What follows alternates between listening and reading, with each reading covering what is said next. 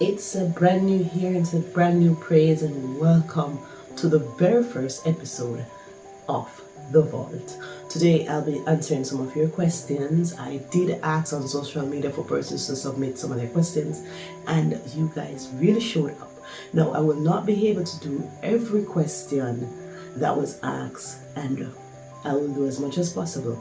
And also, please be reminded, I am not an expert in any way, shape, or form. I am just a girl out here in my mid 30s, and I am able to answer some of your questions because maybe I've experienced it, or I've had girlfriends who have experienced it. Now, this is Navigating Your 30s, and I am at the beautiful, ripe age of 36. What a blessing it is! What a blessing it is to say that I've lived 36 years. Now, I'm going to jump into your questions. I actually had them printed out. Let me get my notes. And I just want to do a comment shout out right at this moment. Insert comment shout out here. Alright, I'm old school. So I had my notes print out and I'm here, or the 10. Well, I'm going to do 10. I'm trying to do 10 of the questions that you guys had asked. So for friendship, there are different categories might I have. There's friendship, boundaries, marriage, kids. So there are different categories that you could ask your questions under. So I have 3 for friendship. I'm gonna expound on these 3 for friendship. So how have your friendship evolved in your 30s? How has my friendship evolved in my 30s? I think for the most part, most of my friends are either the same age as I am or older. My friendships, the persons who I considered friends, they have been in my life for more than a decade. We either went to college together or it is before college. So all of my friendships are over 10 years. How have they evolved? Alright, so for the most part, our conversations are not the same. We are not in the low vibration conversations anymore. Our conversations has evolved to how we can create job opportunities for younger persons, or we can foster or help other persons through charitable acts or stuff like that. We have, most of my friends are, I'm saying most like I have a lot of friends, but my tribe, my community, we are all in the church. So we are, either we have been baptized or we are actively going to church. So our conversation stems around that. Our conversation stems around family because we all have children, we all have kids. So our conversation stems around that also. For the most part, I can say that, it is our life has evolved, so our conversations has evolved, our friendship itself has evolved, because we all go through different things, and it is so wonderful when you have a community that you can share your experiences with, or what you're going through with, so that persons can be there for you to help you however they can help you. Provide a cushion when you need a cushion, provide a shoulder when you need a shoulder. It is so important that you build your community, you build your friendship.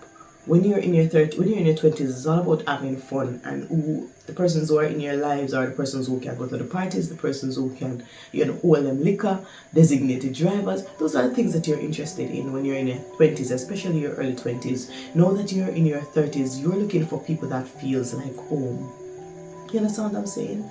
Your friendship should feel like home. You're looking for persons who you can be yourself with. You do not have to put on that facade. You do not have to put on this face, this mask. Like, I've always heard persons talk about fake people, but you do not need fake people in your 30s. So we're going to get down to that when we go to setting boundaries. But for the most part, my friendships are completely intact. These are persons that I've loved that I've cried with, that I've laughed with, that I've shared most of my life with, my adult life that is. And we have all evolved and grown into something different, morphed into a different aspect, a different being. So our friendship has evolved. It evolved first through our conversations, what we allow our children to watch or interact with. Those are the first things that came. And then our marriages, we go on trips. We plan family vacations and getaways, and we do retreats, stuff like that. So that's how our friendship has evolved in our 30s. What strategies do you use to maintain meaningful relationship during your busy schedule? You do not have to talk to people every day to consider them your friend. You don't need to dip on the phone every day, a talk, a text, or whatever, every single day to be considered friends. If that's the kind of friendship that you're open to get, trust and believe that's not a lasting friendship. Because in your 30s, as I said, marriage, kids, your schedule, your life, their lives, it might not always intertwine. We might not be able to always meet in the middle. What is important is that when your friends need you, you show up, and vice versa. What strategies have we used though? We have always make it a point of duty to be in contact. Not constant contact, but be in contact. We call each other, we text each other, girl, wagwan. I have a friend who's also a male friend, so we say, yo, my brother, stuff like that, So we make it a point of duty. If like a week or two run off and you have not heard from this person, then we're gonna link up. We're gonna send a text message, we're gonna shout each other like wagwan, and then we can catch up. But we have always made it a point of duty to communicate. Communication is very important. And as you grow also, you understand that ego can come into play. So that is something that you also need to put in check. You cannot be this egotistic person like, oh, she don't come and call her back. No, you can make the mature step in calling persons or checking in on persons. There's a difference though. If you are the person who is always reaching out, if you're gonna be the person who's always reaching out, fall back, girl. Fall back, girl. If you are the friend who's always like, fall back, right? Because that's not your people. But we move and we move to the next question. The next question is, how do you approach? Oh, I didn't think I was finished with the second one. My bad. One more thing though, as I said prior to this question, we do family trips together. So we plan a lot of family activities. So we do a lot of that together. And whenever we are all in Jamaica, we're all gonna meet up and we're gonna do our potluck. We're gonna catch up. We're gonna talk. We're gonna have vibe. We're gonna have a good time. Our children can, laugh, play, and interact with each other. They're cousins, after all. It's a black people thing. It's a black people thing. No. So that is one of the things that we do. We have always tried to make sure that we are all, making time for each other. It is prioritizing. If something happens right now, I'm there, and vice versa. So that is all. But that's one of the strategies that we use to maintain our friendship, as well as being on the phone, video call, text, whatever. Most important days, birthdays, anniversaries, things like that, we are there and we show up for each other. So that's the strategies that we use. Next question: how do you approach setting boundaries with families while staying connected? Because this is a family and friends segment. Setting boundaries, we spoke about that briefly just now. I said it is important to set boundaries.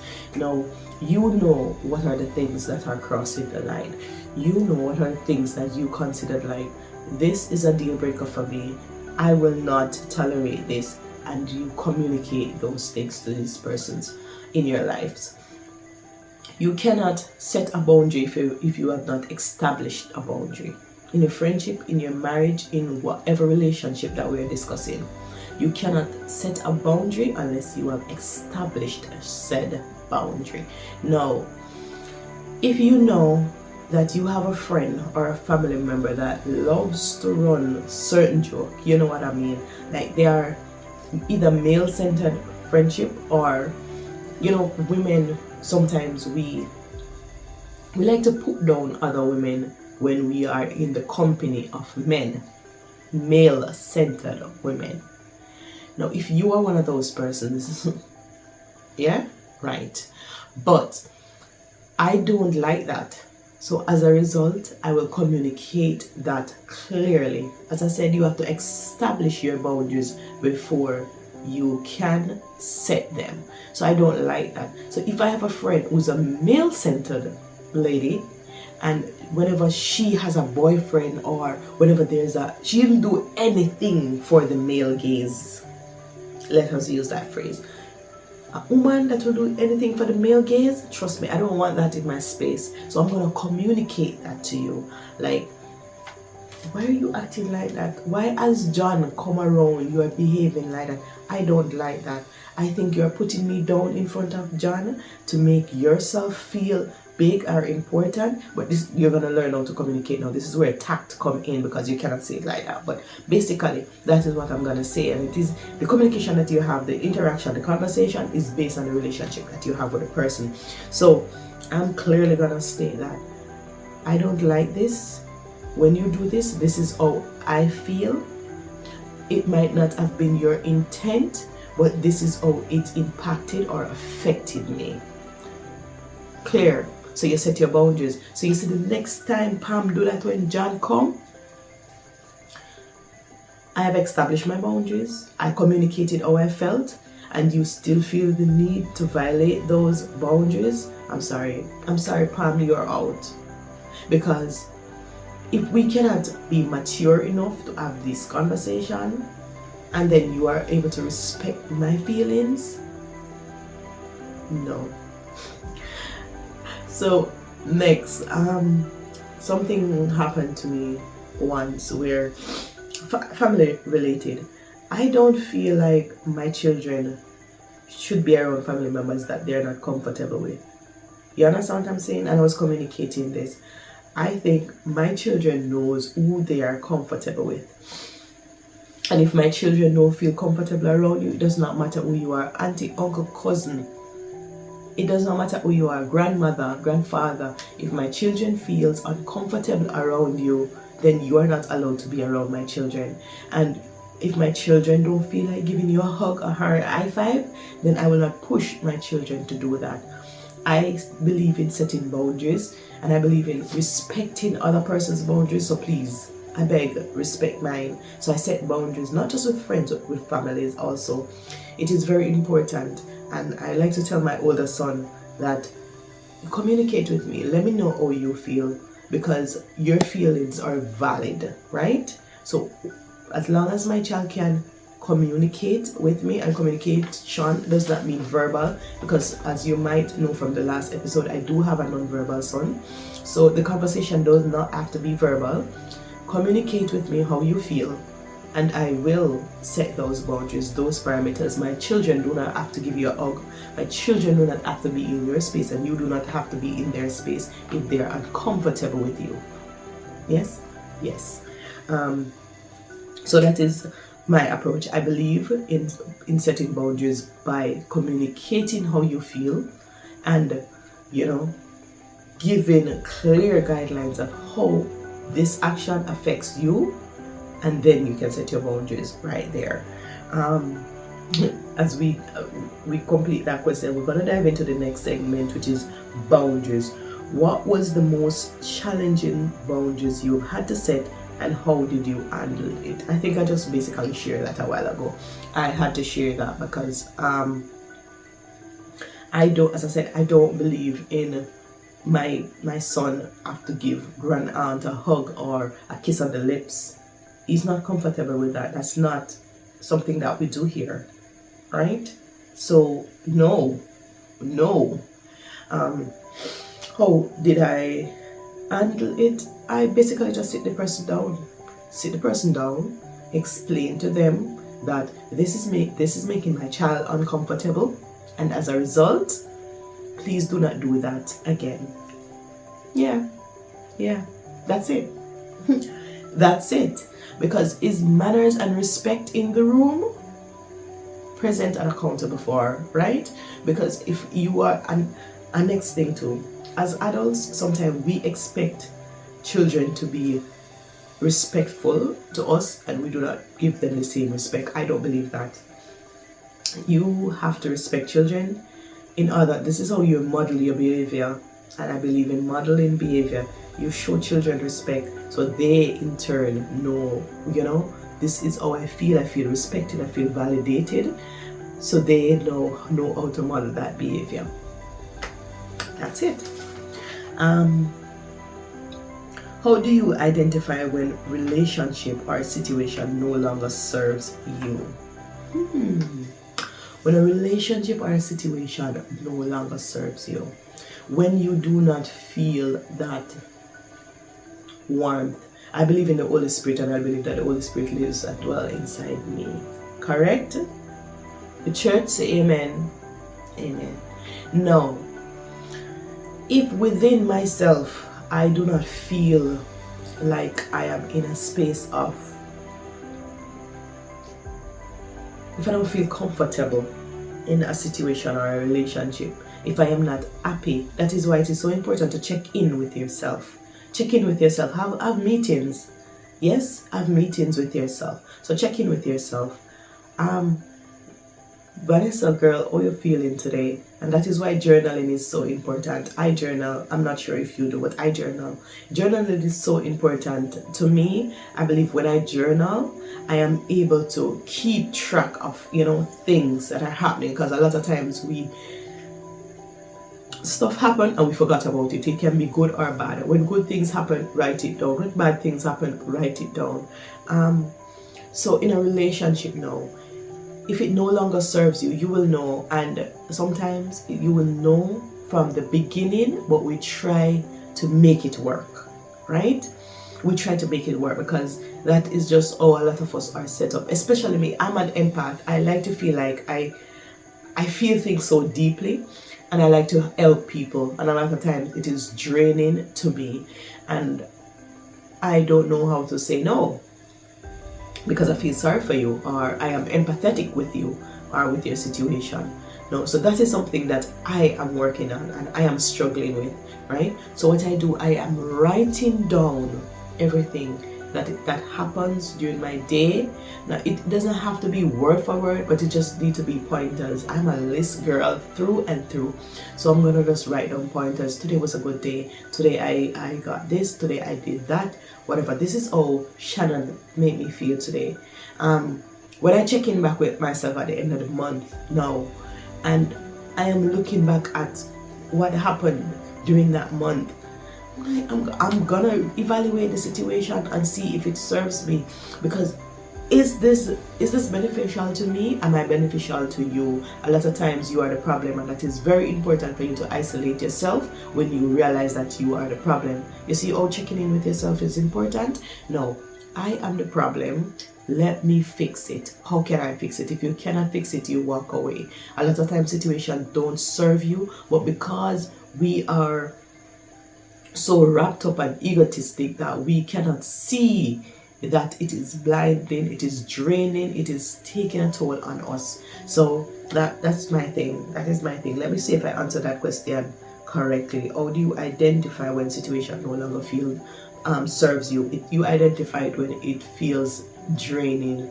You identify when situation no longer serves you when it is more work to keep the relationship going than it is to make the relationship sustainable. It is more work to make the relationship sustainable, and you no longer feel like it is beneficial to you, or you no longer feel loved, or you no longer feel valid, or you no longer feel like you're important. This can be for work, relationship, or anywhere. If you feel like you're not making an impact, if you feel like your efforts are not important, if you do not feel loved, if you do not feel valid or valued, if you do not feel valued, then yes, that is when you know that this situation no longer serves you, and it is time for you to make your exits exit strategy. I don't believe in just getting up and just leaving a situation or a relationship just like that. I believe in making an exit strategy. Sit yourself down, check in with yourself, and make your exit strategy. So how do you identify when a relationship no longer serves you? When it no longer feels like home, when it no longer gives you that warm, fuzzy feeling. And there's a difference between being in love. In the case of a relationship, there's a difference between being in love and being in a rut, right? You must can identify both and disassociate it, pick it apart and see how you used to feel versus how you're feeling now. Is this person beating on you? Is this person using words to put you down? Is this person uplifting you? Is this person checking in with you? Is this person calling, texting, or you are the person who's always calling and texting? Does this person even care whether or not you eat this morning? You understand what I'm saying? Those are the things that you're going to use. Those are the markers that you're going to use to identify if this relationship is serving you. Also, or if your service is valid within this relationship or situation. Are you doing too much to keep it sustainable? Are you the only one working at it to keep it going? You know, those are some of the questions that you need to ask yourself. You need to sit yourself down. As I said, I believe in daily checking in with yourself and having a monthly meeting with the company. That's what I like to laugh and say that, you know, this is an entire enterprise, right? And it is okay that we talk to ourselves, because the only person that will not repeat back what you say is yourself. You're number one. You're G. Next category is marriage and relationships. If you are married or in a committed relationship, how do you view your partner's changed as you have grown? How have you, like I said, on the right properly? So let me try to see if we can decipher it. How have you viewed partnership change as you have grown? People change. I'm not the same person that I was 10 years ago, and my husband is not the same person that he was 10 years ago. We've been together for 10 years now. People change, and over time, change is inevitable. Change is inevitable, and over time, we have both grown into a different aspect of ourselves. Correct? Correct. Now, what happens now is that when the change is not going, but it is going, that is where the challenge really comes in. That is where it really kind of starts separating you two. Because if you're not growing to the same goals, then you're going to fall apart. And your goals don't need to be the same. It needs to be similar. I need to say similar. If our end goal is not to stay married, be in a healthy relationship, raise our children with the same morals and values, then, right? If our end goal is not to have communication, proper communication, and I said healthy relationship before because it is so important to identify that the two does not necessarily mean to go together. You can have a long marriage but not a successful marriage, right? So your end goal must be the same. We have separate lives. I have different things that I want to attain. He has different things that he wants to attain. But together, when we come together, we're a union. Now, I'm not sure if I understand this question, but I'm trying my best to answer it. What is my view on partnership change as you have grown? I believe change is inevitable. I believe that he has to be working to be the best version of himself in order to be able to be the best version for me, right? And I have to be the best version of myself in order to be the best wife to him. Now, if at some point down the road we realize that we are not compatible in who we have grown to be, it is best to separate.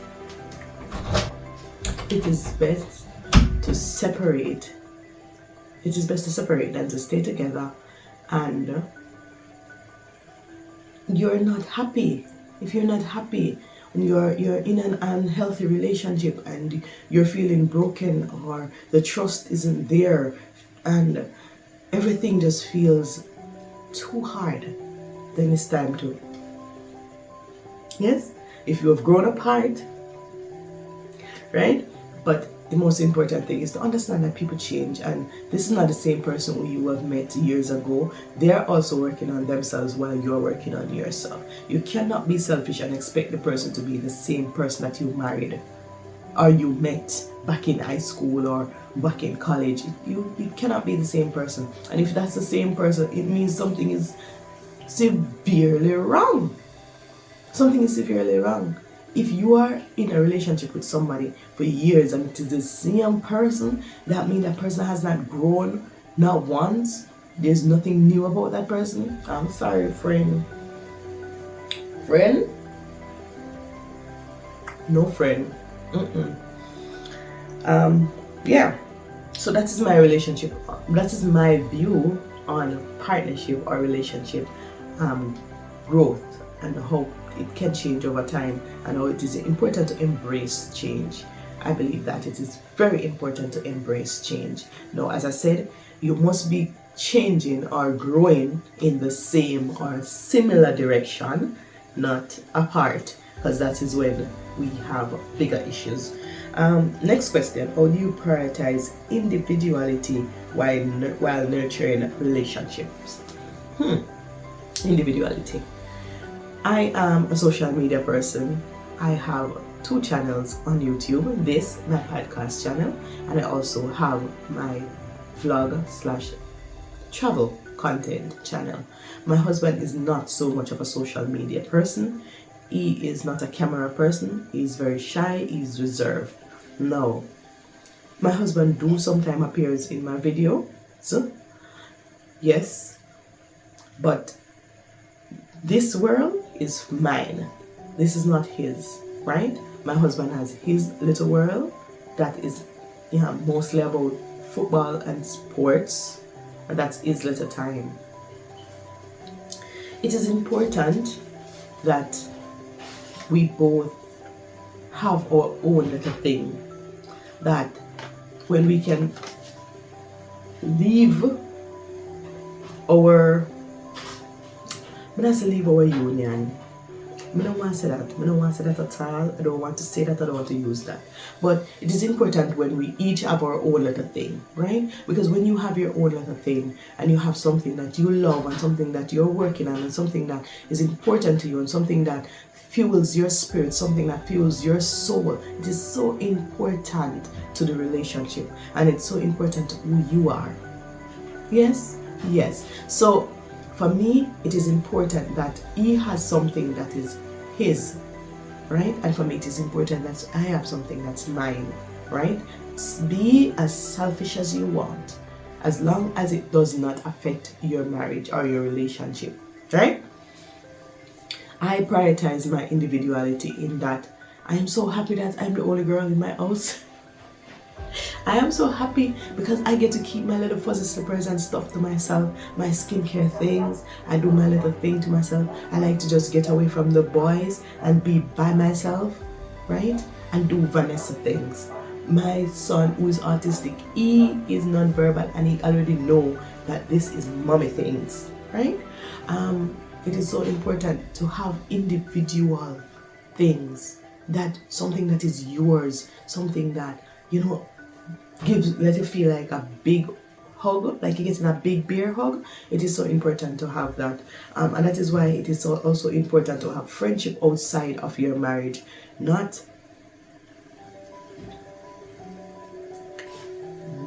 cheating, not an emotional relationship, but friendship, people that you talk to, outside of your marriage, because it is important to, associate, be yourself.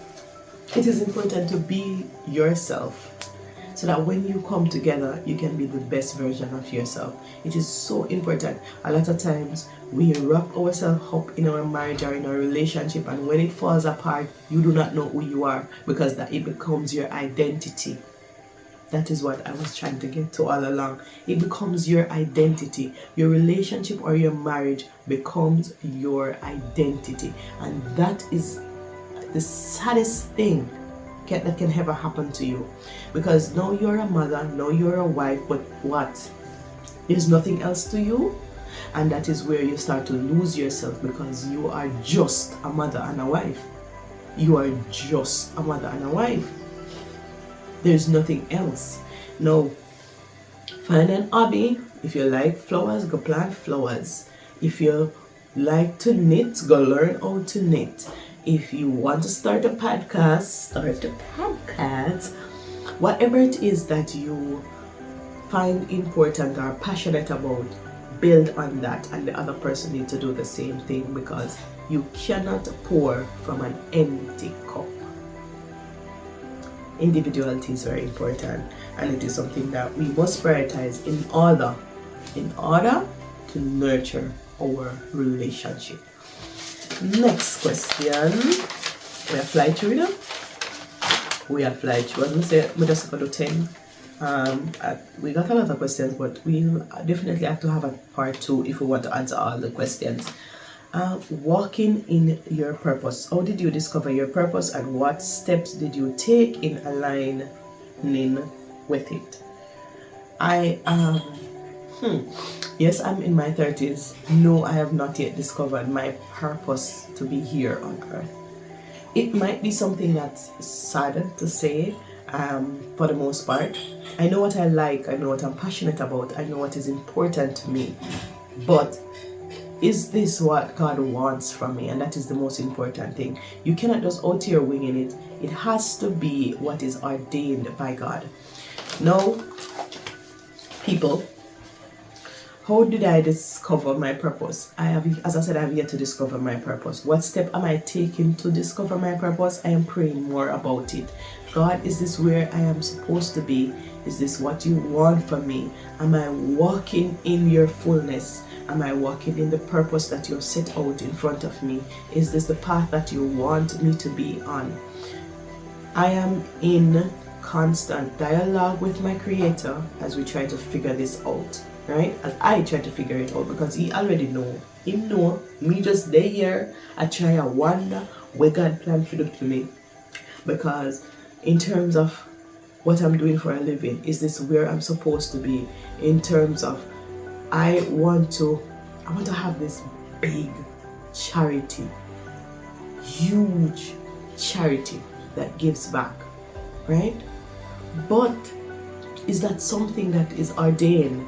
Is it just me? Will I be serving people, or will it be serving self? You already know. Self, you should not be serving self. Whatever you do, it should be to the glory of God, right? So do I just want to do these things because, or be this big, do these amazing things because it is important to self? Is it flesh that I'm doing it for, or I'm doing it for the glory of God, or to the glory of God, right? So I'm actively trying to find what is my purpose. Why was I created? Because I believe that everybody was created for a reason. Well, what is mine? I believe that I'm supposed to leave an impact when I go. I've always said it. I know it was painfully brought to my realization when I was at a funeral one time, and they were reading out this person's life. So they were doing the eulogy, and it was just one page, and I was like, this woman's entire life fit on one page. It was something that, I caught myself, and I was in my early 20s at the time, and right there and then in that church, I said to myself that whosoever read my eulogy, they got tired. They better wear flats. I laugh about it, but it's the truth. I believe that I want to live such an impactful life that it takes. When I go, I leave a mark on this world. I leave it better than how I entered it. That is what I think should align with Vanessa Williams Morgan, right? Yeah. So I've yet to discover what my purpose is, but I am actively pursuing things that I am passionate about and hoping and waiting for the direction of the Lord to guide me along that path. Alright, next, what advice would you give to someone who feels stuck or unsure about their life path? No, me can't answer this one. Me cannot answer this part here because I don't even know why I choose this question.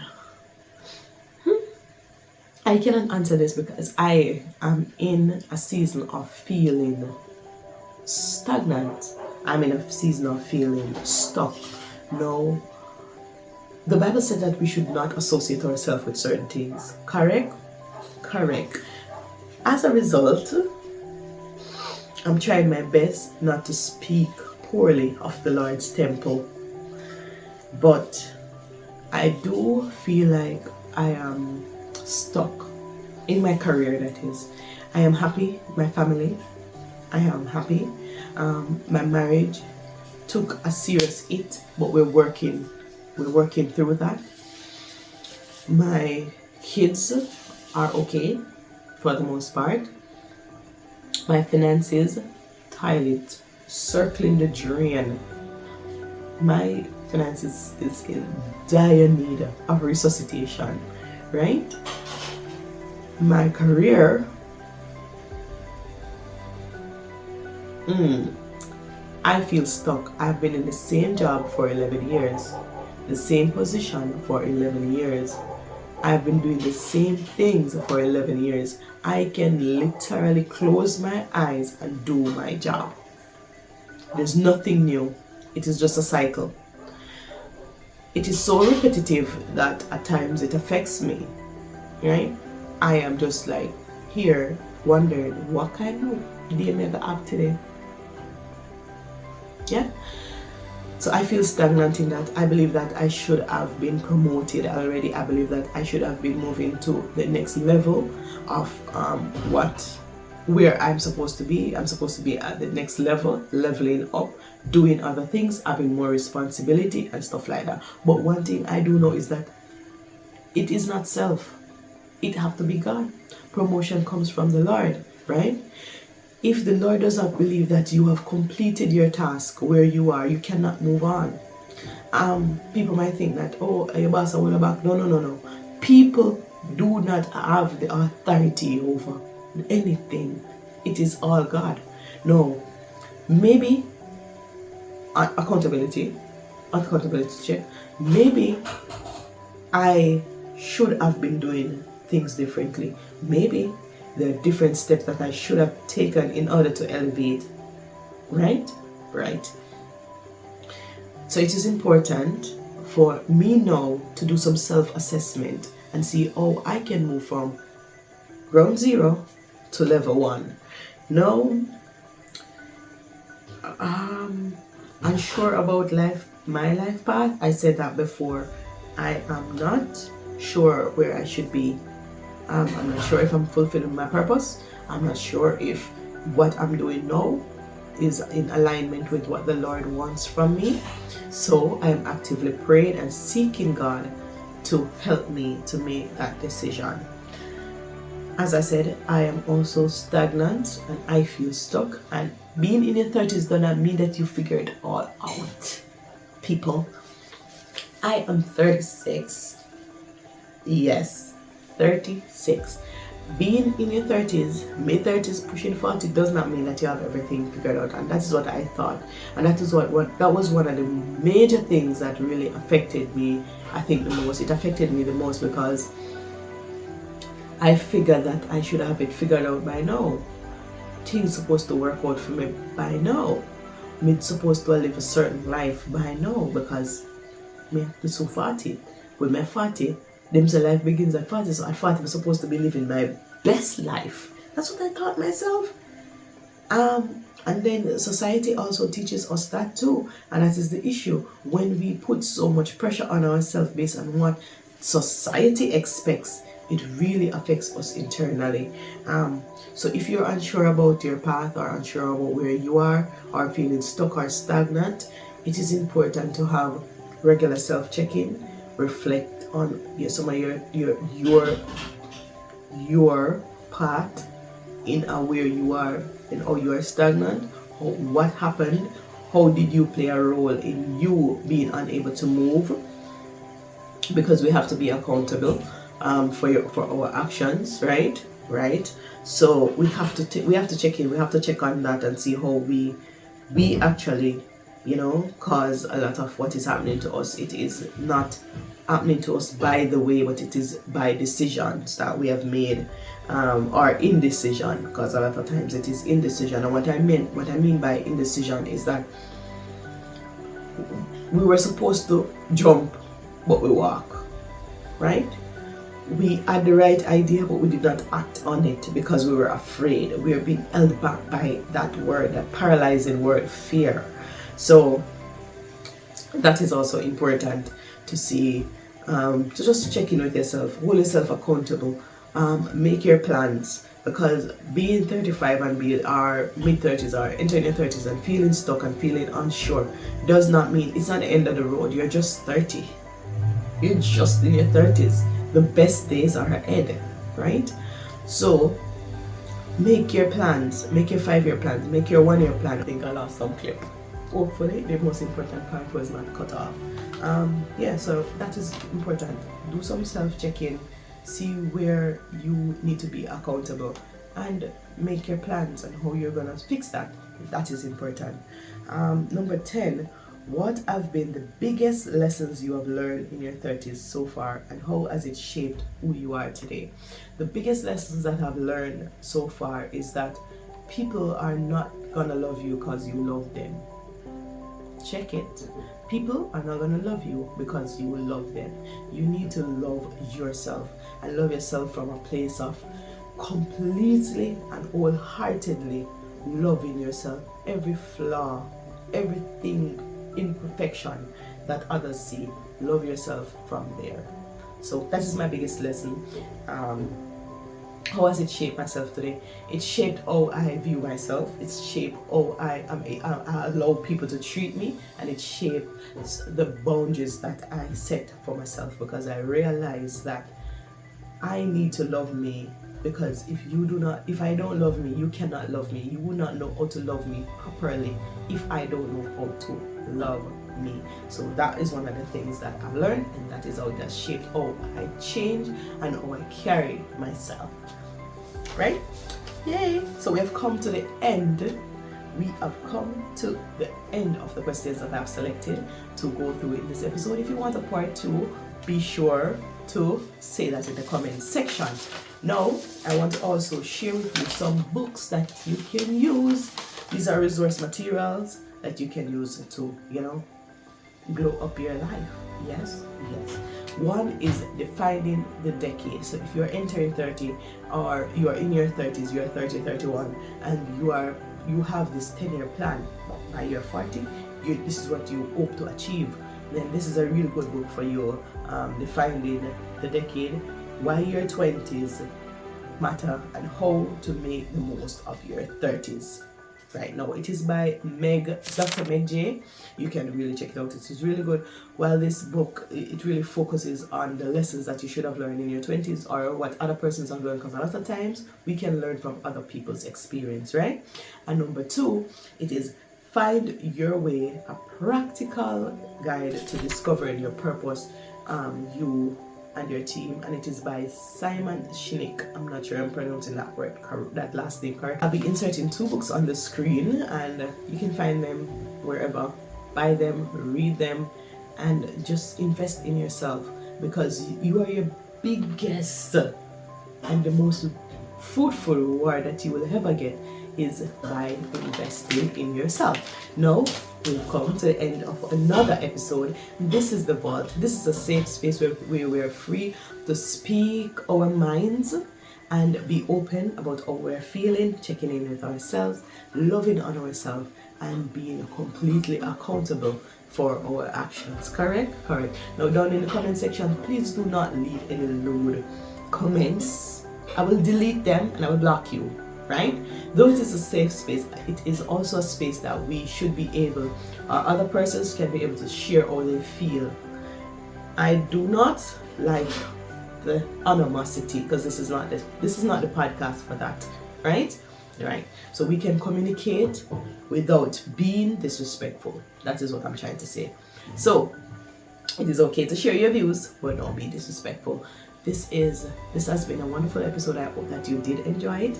Thank you so much for sticking and staying with me. I love you guys. I love you. Please don't forget to like, share, and subscribe. And until next episode, bye.